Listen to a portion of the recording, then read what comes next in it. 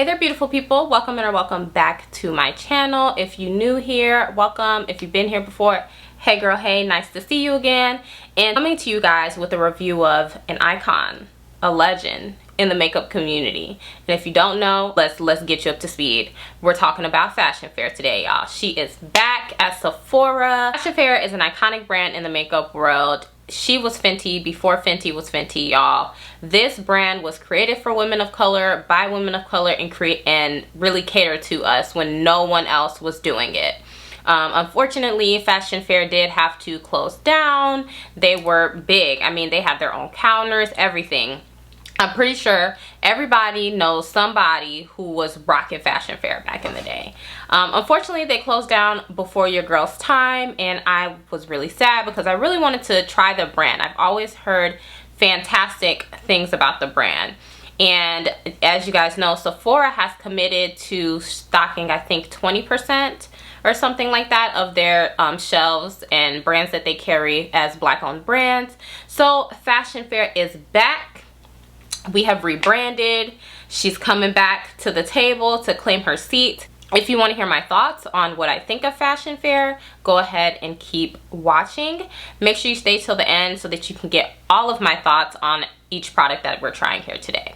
Alright, y'all, so I thought I picked up the primer. Fashion Fair does have its own primer, but I guess I didn't. It wasn't in the box that came in Sephora today, so we're just going to move on without it. But I'm just going to go ahead. I primed with my e.l.f. Jelly Pop primer for today. It's the primer I normally use, so we're going to test it out with that. But if you are interested in the Fashion Fair primer, they do have one, so check it out. I picked up the cream to powder foundation. This is what the compact looks like. Really nice packaging. It's nice, sleek. It has the Fashion Fair logo here. And I picked mine up in the shade Suede Silk. I think it's going to be a good match. It's looking a little bit red, but we'll see. Alright, so I'm actually going to use a brush on this side to apply the foundation, and then we'll go in with the sponge on the other side. So that's the shade. Wait a minute.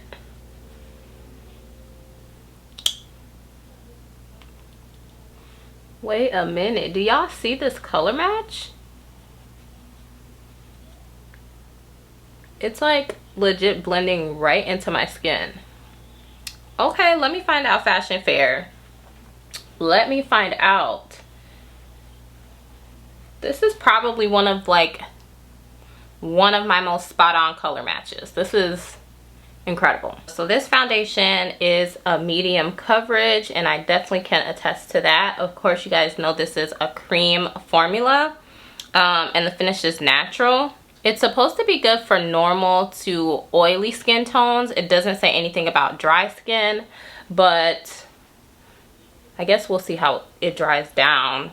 Because it is a cream, I would assume that dry skin can use it, but the Sephora website does say normal to oily skin. So they do have a foundation stick, which may be better for dry skin. So if you're interested in checking out the brand and you have dry skin, go ahead and check out the foundation stick. All right, so this is the coverage with the brush.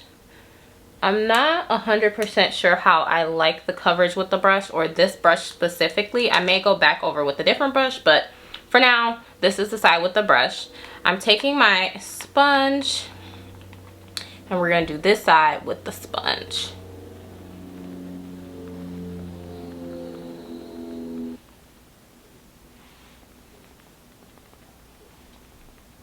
So I'm definitely getting more coverage with the brush, but a more flawless application with the sponge, which is exactly what I would have expected. The brush did leave a little bit of streak, so I am just going to even this out, but just so you guys can see. And then with the side with the sponge, it's definitely giving a sheerer coverage. So keep that in mind when choosing your application tools. All right, love, so this is the foundation on its own. Color is beautiful. It is definitely a true medium foundation. So if you have any like spots or hyperpigmentation, I definitely recommend color correcting before you know, going with your foundation. So I'm gonna go in and, you know, kind of finish off my normal conceal contour routine. I'll speed through that part because that's not what the topic of the video is today. And then I'll come back to highlight the remainder of the products.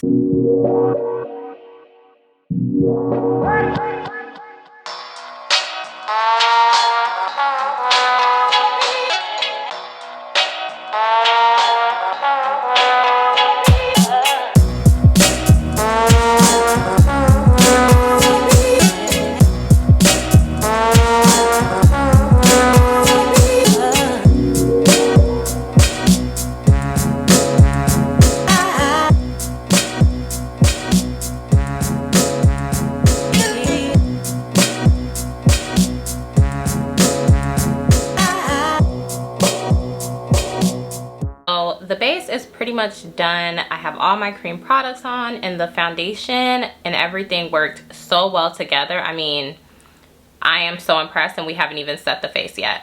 So before we start creasing, I'm gonna go ahead and take the powder.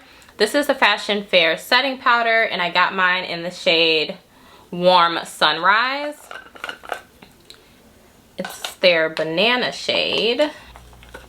Let me just shake it up a bit. Okay, it's not dispensing well, I'll say that. So let's try this. There we go. All right, just had to shake that up a bit. So I'm going to blend out my eyes. And at first, I'm actually going to take a brush and apply this because I don't know how this powder works. So let's go ahead and set the under eye. It has no smell, and it is really finely milled and feels really smooth underneath the eye. I think the powder is nice, but it's definitely not giving me the most flawless under eye. I think it's setting my under eyes nicely, but it's not really, I don't know. I'm kind of indifferent about it as of right now. So let's go ahead and try to bake with a light layer, see if that does anything for me.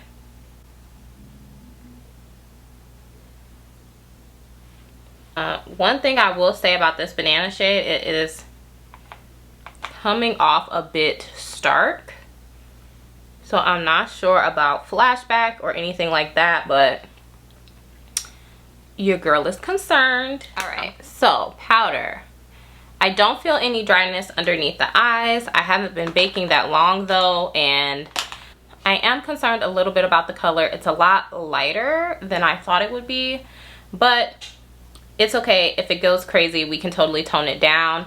The powder itself is really, really finely milled, and it doesn't have any smell. So if you're sensitive to smell or fragrance, I would check this out.